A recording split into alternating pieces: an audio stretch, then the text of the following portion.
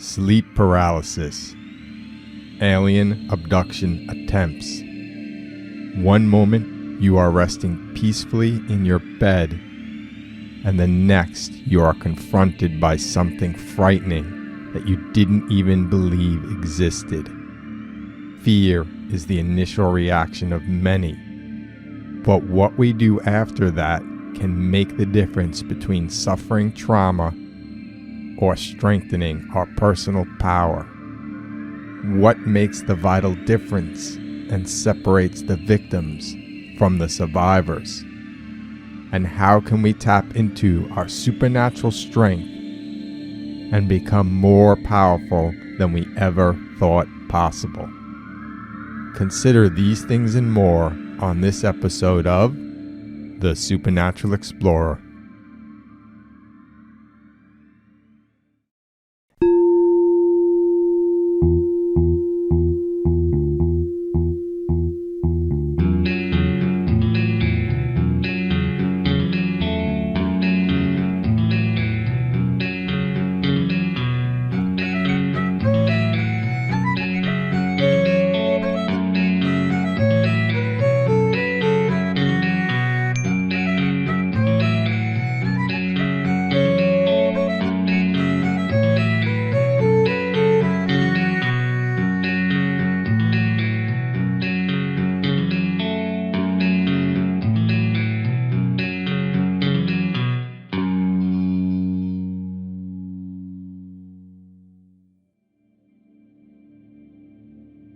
Hey, Supernatural Explorers! Welcome to episode 22, Overcoming Sleep Paralysis and Alien Abduction, Understanding Your Supernatural Strength. This episode, I'm going to briefly discuss what sleep paralysis is, the entities sometimes associated with it, and most importantly, provide an understanding of your supernatural strength and how you can use that to claim your freedom from these unwanted episodes. Throughout, I'll also be reporting on my encounters with the various entities associated with sleep paralysis to explore if they are real on any other plane of existence besides the minds of their victims. Before we get into all that, I want to share some updates from the last show on the exorcism of Skinwalker Ranch. First off, when I released a promo video for the show on Instagram, I had opened by saying of the Skinwalker Ranch that it was known to be cursed by evil shamans. Well, I'm a Leo and have a tendency for the dramatic. I want this show to be based on facts and experiences that ring true, not fictional BS. And thankfully, Saj the Only, a Native American, called me out on my BS, which gave me the opportunity to quickly correct my mistake from my podcast and videocast. The phrase, believed to be cursed by evil spirits, rang much truer. Saj reminded me to be sure to be respectful when talking about Native Americans. I also learned that he designed some pretty cool and colorful shoes, handcrafted in Italy, perfect for Leos and non-Leos alike. So if you're not watching YouTube and looking at them right now, I'll put a link in the show notes for you to find Saj and send him some love. And if you ever hear me make a mistake or go off the rails, please feel free to hit me up on Instagram at TheSupernaturalExplorer or email me at TheSupernaturalExplorer@gmail.com so you can help keep me on track. Thanks again, Saj. Back to more Skinwalker Ranch exorcism-related updates. In the years that I have been facilitating the removal of unwanted attachments from people and things, I've noticed an interesting pattern when I deal with things that are particularly dark and powerful. They tend to show up in some way near me and make their presence known. I've been grabbed and shook. I've felt very dark and ominous presences in my home, up in my face. I've heard loud banging noises, some that rumble my house as if a tree just fell on it. I've heard a variety of odd howls and animal-like noises, nothing like dogs or cats, and I live in the suburbs, not near any woods or wild nature. I always take these scare tactics as signs I am on the right path. Because if I wasn't, why would whatever is causing these strange occurrences even bother to come at me or try and spook me? The first night I dedicated to facilitating the exorcism of Skinwalker Ranch, I awoke to another strange occurrence of a different variety. When I got up that morning and lifted the shade to my front door, I noticed a robin sitting on the railing to my front stoop, and it was just looking at me as if it was waiting for me. Soon enough, it tried flying into my house through the glass door. I've had birds accidentally do that before, but this seemed very intentional, as evidenced by the fact that it tried again and again and again without ceasing during the daylight hours over the next few days.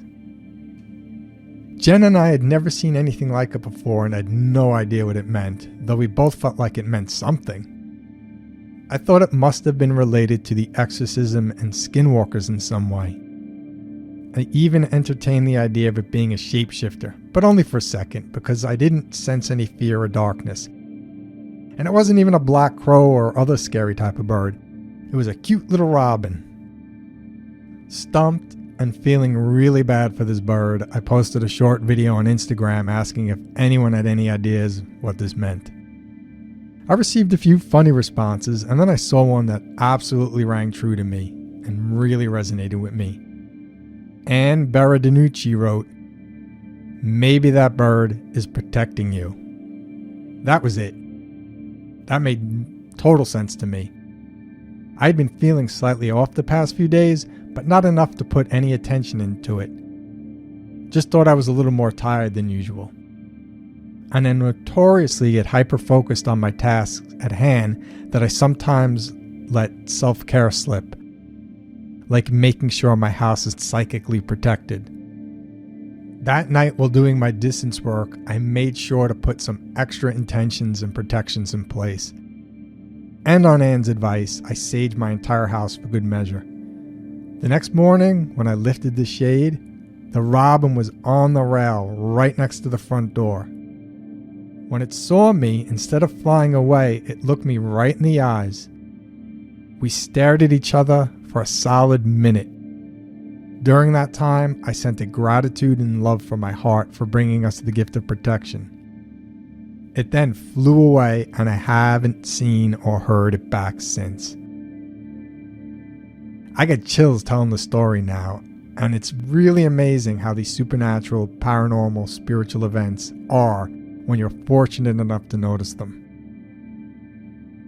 If that all wasn't enough, Jen didn't know that I had reached out on Instagram, or about the replies and possible meanings, or about my farewell to the robin. And every morning Jen pulls an oracle card, randomly selecting the deck and the card. From hundreds of cards, she just happened to pull an Archangel Michael card saying, "Your home is protected by angels." Totally reaffirming everything that had just happened. So crazy. This, by the way, also introduces Archangel Michael into this episode, as he comes up again later. With all these affirmations and synchronicities around our little robin, I was not surprised at all to learn after that Anne has psychic abilities. She wasn't just guessing why the bird was there, she somehow knew, and she was right. So I wanted to learn a bit more about her because she was definitely in the zone. Anne is a life review reader, meaning she can give you a reading of your life's purpose and help you to understand what you should be focusing on and trying to accomplish. So, all the things people learn when they have a near-death experience without the near-death part.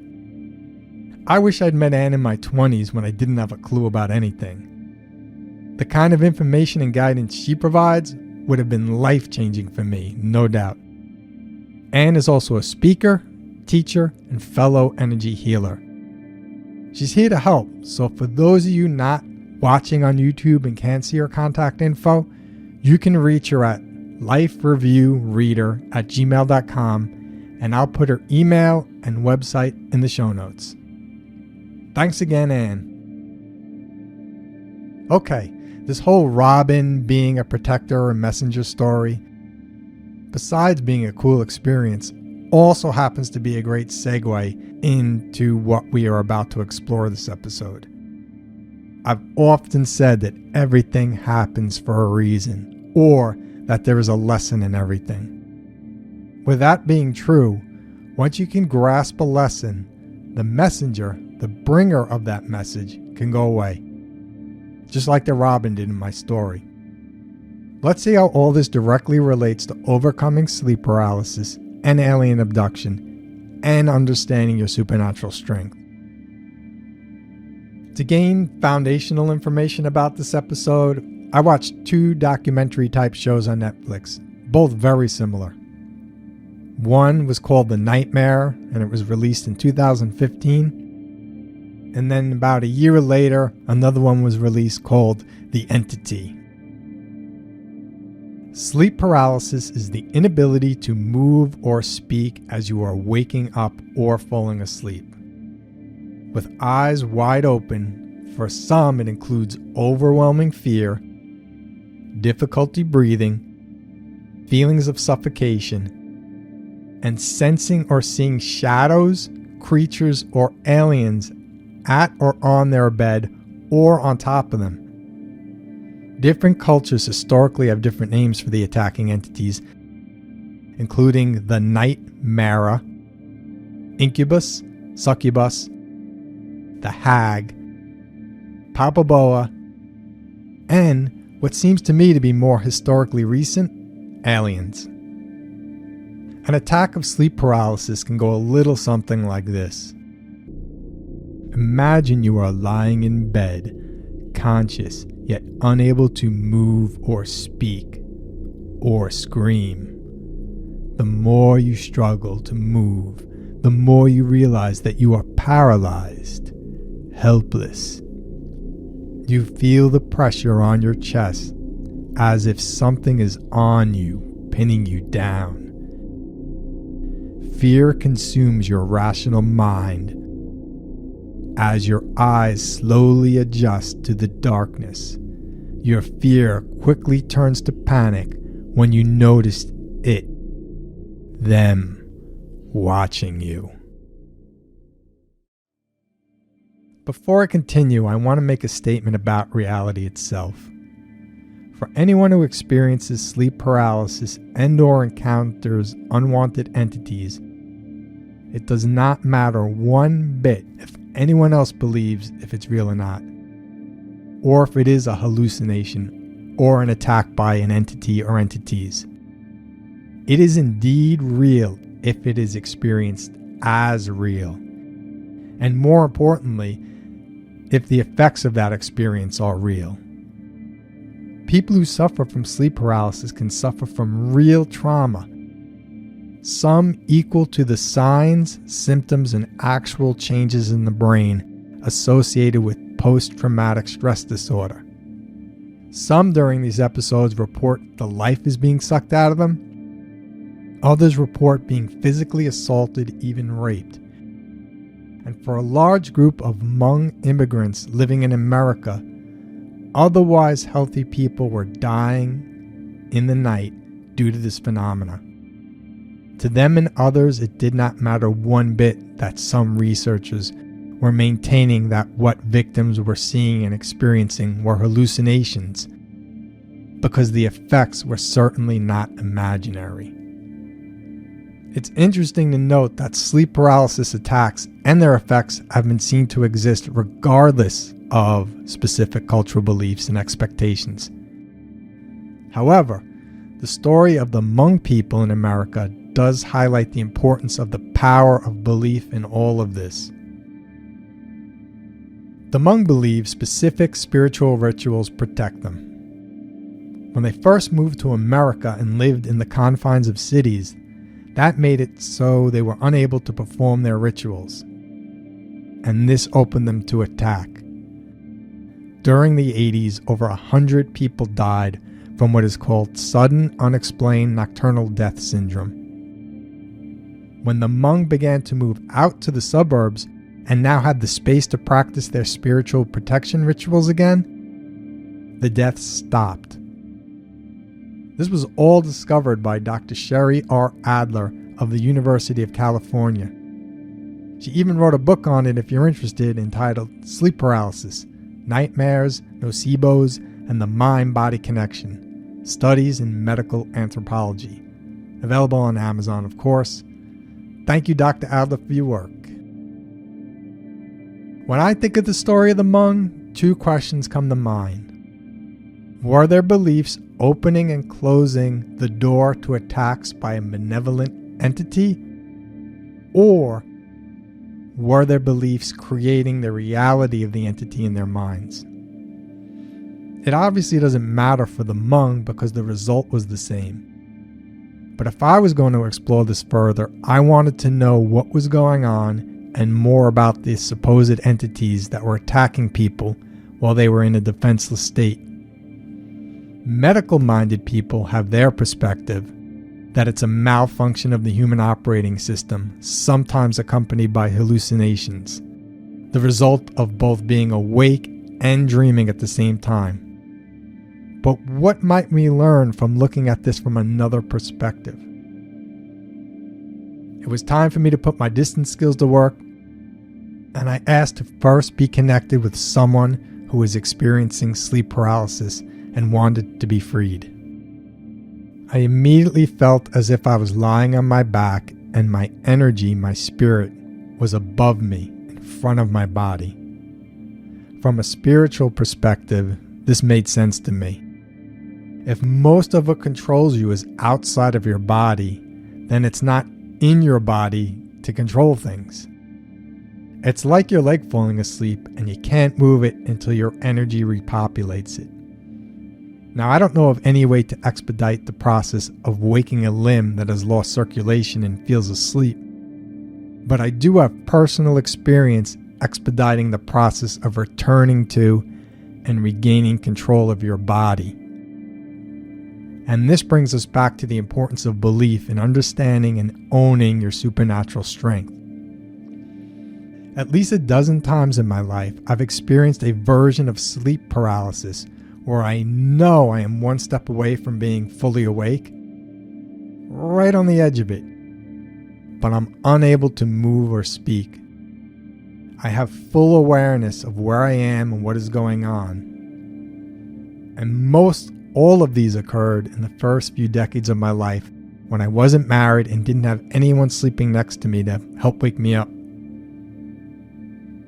Outside of these episodes, I was a master of my dreams. I could fly, make myself as big as a giant, or command the sun to rise at night.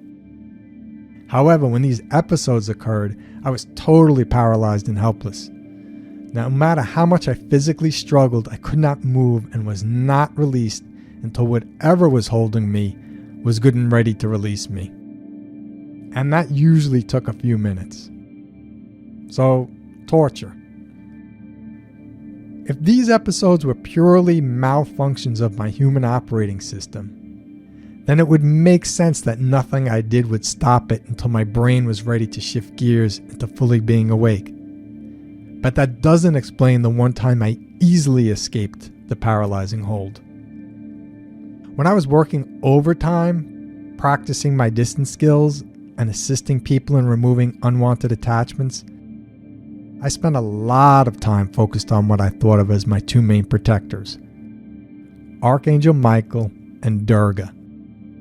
I was always connected with my entire spirit team, but if I ever felt like an exorcism attempt was going south, I'd call them in and move out of the way.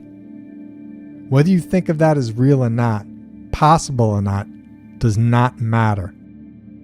That was my belief, and it worked.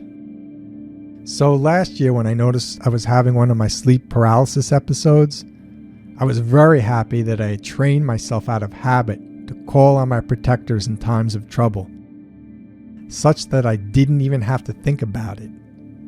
Soon as I noticed I couldn't move, I started calling to them in my mind, Durga! And even before I could say the M in Michael, in a split second, I was fully awake and fully free.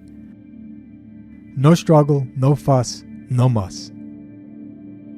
Now, this is not intended to sell you on Durga or Michael or any specific belief. You do you, always. But this is absolutely intended to sell you on the power of belief. While I was still connected with and helping the person who was suffering sleep paralysis to get back into their body, the download came to me about how belief works to free you. When you ask for help from something that you view as greater than you in some way, what you are actually saying is, I don't know how to do this. I trust that you know how to do this and will do this. Think about how powerful that intention is. What it says to your brain is, I know I can't control my sleep-wake response, or my heartbeat, or anything that is seemingly autonomic. But I believe something can override that, and I want that to happen. And then with that magical belief, it often does happen. Call it your protector, your higher self, or a higher power, it doesn't matter. What does matter is that you believe enough in something that allows for the magic to happen. Related side note here, Wim Hof proves to more and more people every day that we can indeed override our autonomic nervous system to become healthier physically, mentally, and emotionally, despite what scientists formerly believed to the contrary to be impossible. So right there, scientists show how belief can hold us, and Wim Hof shows how beliefs can free us. And you can learn more about that on my Wim Hof episode. Back to the person I was helping with their sleep paralysis. As they re-entered and merged with their body, I was given a final gift before ending the session. While I'm sure there are factually infinite exits when leaving the body to go on our little astral journeys as we sleep, I'm willing to bet that most, unconsciously of course, because who really thinks about or plans this sort of thing, most exit through one of two ways, the front or the back. I can further see that how when we sleep face up, we are more likely to exit through the front, and when we sleep face down, we are more likely to exit through the back. All hypothetical, I know, but not hard to imagine at all. The person I was just connected with and helped felt as if they had exited through and were returning via the front of themselves. I felt no fear or difficulty breathing, and energetically speaking, this made sense to me. Because all of our crap, our stress, fears, stuff that we should be unloading and leaving behind, is held in our backs. So the experience of leaving out the front versus leaving out and returning to the back could be the difference between having pleasant dreams and being stuck in nightmares. If as you approach your sleeping body to wake, your energy, your spirit is waiting outside the back of you, and you are face up in bed, not only do you have the physical weight of your body on top of you, you're in a holding pattern in your backside, an energy field that is the cesspool of your mental and emotional waste. Then, how easy is it for either your imagination or an actual entity to take hold of you and kick you while you're down? That is, unless you have some strong belief that you can call upon to pull you out, or rather up and back into your body. Yeah, before all this, I never put any thought into considering how my energy or my spirit might be leaving my body at night. But now I can't help but think of it. Sleeping face up and leaving from the front definitely seems ideal. Though I have heard that the best way to leave, if you want to be fully conscious about it and protect yourself, is through your heart. I imagine any way is better than leaving through the crap on your backside or through your monkey brain. Curious if there were indeed entities taking advantage of people in these paralyzed states, or worse, even causing them to occur, I asked to be connected with the worst of the Newfoundland hags.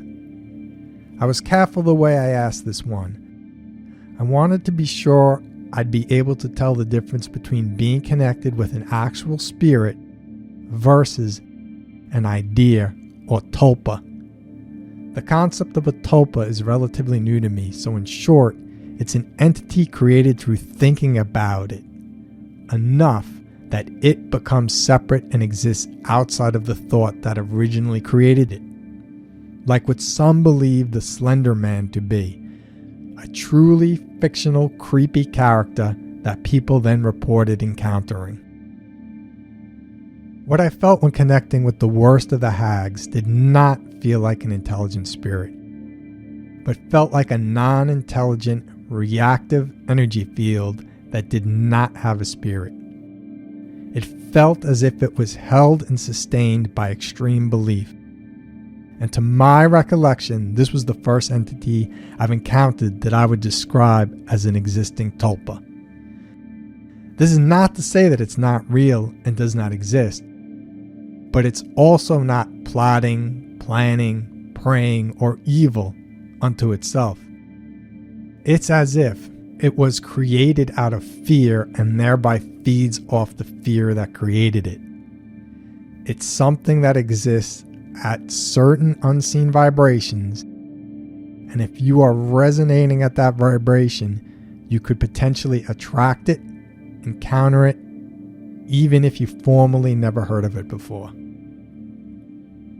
It travels much the way the collective consciousness travels. Like how monkeys on one island can learn how to wash sweet potatoes, and then like magic, the idea can be known and experienced by monkeys on a totally separate island. Because the hag seems to be created by belief in one direction, then it could be argued that belief in the opposite direction could see her disappear back into the ether from which she was created. I imagine the issue with the hag could be even more problematic for those who don't know about her. It's easier to defend against an enemy that you know about, for sure. So if people know that there are things out there that can affect us in our sleep and as we wake, then people can start to put beliefs and practices in place that harness their supernatural powers against these things. Like having the intention that if you leave your body at night, it only be through the clear exits, not the thorny ones. Like having the strong belief that if you find yourself faced with something, some dark creature or alien, that some higher power will help you if you call on it. In both YouTube documentaries, The Nightmare and The Entity, there is mention of the Palpaboa that has been most troublesome on the African island of Zanzibar. It was described as a genie, spirit, or incubus that physically assaults and rapes some victims. There have been epidemics of widespread attacks by the Palpaboa, the latest one occurring in 2007. During these epidemics, large numbers of people have sleep paralysis attacks on the same exact night. People expected it was due to witchcraft, so government agents and communities would find these people and take care of them, killing them, burning them, while others would just disappear. After these forced and violent cleansings, the Palpaboa attacks would subside. Curious, I asked to be connected with the worst of the Palpaboa to see what I would experience. I felt an entity, a spirit. It was intelligent, dark, ominous, and trying to black out my thoughts and overshadow my mind and will. I have a lot of experience dealing with such things, and I smartly stepped back and let those higher spirits I believe in handle it. It took about 8 to 10 minutes for this entity to balance out, chill out, and lighten up. As with most dark energies I encounter, this too was grossly misguided and misdirected. I got the sense it was not always a palpaboa, and it felt like it was once, way back when, just like you and me. Power had corrupted it, as it often does to souls, and then the people continued to empower it with fear. The belief in what it was reinforced what it was. It was held by a cycle of fear as much as the people who held that fear. I got the analogy of a crack addict that wants to change except that people keep offering it crack. A fearmonger that wants to change except that people keep offering it fear. Belief helped to create it, and belief does help to defend against it. It's just unfortunate for the people of Zanzibar that their beliefs include harm and violence as the way to liberation. Nobody can change anyone else's beliefs. We can only hope that people see and experience another way that also works, and then they try that instead. Like using more benign rituals instead of brutal homicide. Which brings us back to the Hmong. I asked to be connected with the worst of what was attacking the Hmong in the US. If the Palpapoa was the drug addict, this entity was the drug dealer. Not just profiting from fear, but intentionally spreading it as well. The simple truth is, if nobody buys what it's selling, it's out of business. And the Hmong have shown how their belief in the rituals to protect them keeps them safe and their sleep paralyzing attacker out of business. So, what's the lesson in all these stories? Because like the robin at the beginning of this episode, as with all lessons in life, once the lesson is learned and understood, the messenger can leave.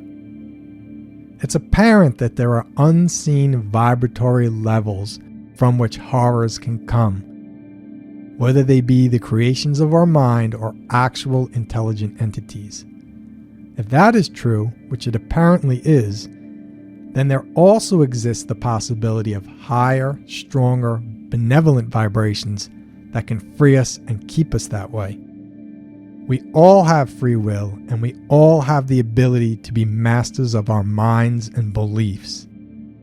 If something gets by that, the lesson in general, as learned from these stories, is to strengthen your beliefs. Belief itself is the superpower we all have access to, or the free will to discount and disregard. If you suffer from attacks of sleep paralysis, I sincerely hope this helps you. If you don't suffer from these attacks, but you feel other unwanted, mostly unseen things messing with you, please consider the value in strengthening your beliefs in the ability to overcome anything. You have nothing to lose and everything to gain. A final note. If belief is too much to ask, I'd like to share one more trick that I was taught by one of my more comical protecting spirits. I've heard this technique used with success by others as well. When I was still in the beginning phases of my training and learning how to have unwanted attachments removed, the possessing spirits started out wimpier and then got progressively stronger and darker as I grew in my abilities.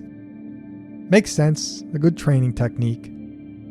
I vividly remember the first time I encountered one of my first big bosses. My initial reaction was, oh crap. Immediately, my favorite little protecting spirit flashed up a clown emoji in my mind's eye, which totally made me laugh out loud and showed me the power of humor in dispelling darkness and dark entities. This totally reminds me of that Star Trek episode where they're laughing at that thing in the corner of the Enterprise. I also remember hearing on a podcast, and I wish I could remember who said it, that they felt an unwanted entity on their bed one night, and they responded by asking it such a ridiculous question that it dispelled anything from happening, and they just rolled over and went to sleep unbothered. So both belief and humor are two supernatural powers that you can practice in your waking life, so you then have them at the ready for when you need them. Alrighty, that's it for this episode. I hope you enjoyed it and found it helpful. Thanks to all our vital workers out there who are keeping the world running and caring for the sick, while the rest of us just stay home and keep things from spreading. Be safe, be well, stay strong, positive, and healthy. Until next time, everyone, peace.